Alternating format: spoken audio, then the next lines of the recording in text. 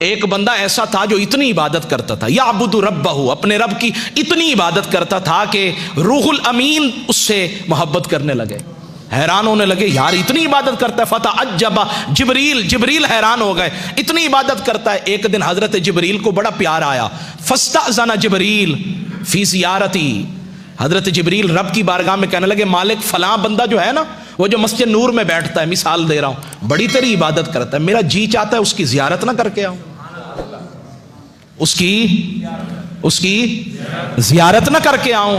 حضرت جبریل نے جب یہ بات کی نا، رب نے فرمایا تجھے اجازت ملے گی، اذن لہ، اجازت دیتے ہیں، بشرط، لیکن ایک شرط ہے۔ کیا شرط ہے؟ کہا ان ینظر فی اللوح المحفوظ، لوح محفوظ میں اس کا اصل، اس کی جو قسمت ہے نا، تقدیر ہے، ذرا وہ دیکھ لو۔ جب حضرت جبریل نے لوح محفوظ میں دیکھا نا، تو کہتے وہاں تو اس کو شقی لکھ دیا تھا، بدبخت لکھا ہوا تھا۔ حیران ہو گئے، زمین پہ اترے، اس بندے کی طرف گئے، سلام دعا کے بعد اسے بتایا میں جبریل ہوں۔ وہ پھر بھی اس کی عبادت میں لگا رہا۔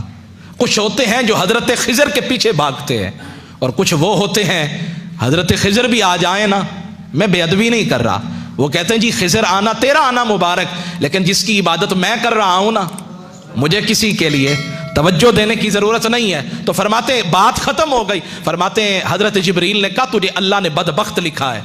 وہ پتہ کیا کہنے لگا؟ الحمدللہ، نہیں سبحان، اونچی وانا سبحان اللہ، ہر حال میں راضی رہنا، جیسے تو راضی ویسے میں راضی۔ کہنے لگا الحمدللہ، یا اللہ تیرا بڑا کرم ہے، کم از کم لکھا تو ہے نا، بدبخت لکھا تو ہے نا، کچھ نہ کچھ تو لکھا ہے، ادھر لکھے پھر بھی تیری مرضی ہے، ادھر بھی لکھے تیری مرضی ہے، کم از کم اتنا تو دلاسا ہے کہ تو نے لکھا ہے۔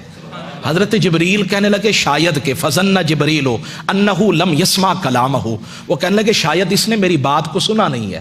فاعاد علیہ القول، اس حضرت جبریل نے پھر کہا حضرت آپ تو ساری زندگی عبادت کرتے رہے، سجدے کرتے رہے، اور رب کا یہ معاملہ ہے کہ اس نے آپ کو شقی لکھ دیا ہے۔ اس نے پھر کہا الحمدللہ۔ فتعجب جبریل بڑے حیران ہوئے، کہنے لگے یہ کیا معاملہ؟ اس نے کہا لو لم اکن، اگر میں اس قابل نہیں تو اس میں میرے رب کا کیا قصور ہے؟ میں اگر ہوں ہی نکما، میری ذات میں میری قسمت میں لکھا ہی نہیں ہے، تو اس میں میرے رب کا کیا قصور ہے؟ جبریل نے سنا تو اس بات پہ بھی بڑا تعجب آیا، اور جب تعجب آیا نا تو فرماتے ہیں اللہ نے آواز لگائی، صدا لگائی، جبریل اب ذرا انظر فی اللوح المحفوظ، اب دیکھو نا لوح محفوظ میں۔ اب جو دیکھا، فرمایا وہاں بدبختوں کی لسٹ سے نام نکال کر نا رب نے بخت والوں میں اس کا نام لکھ دیا تھا۔ یا اللہ یہ ماجرا کیا ہے؟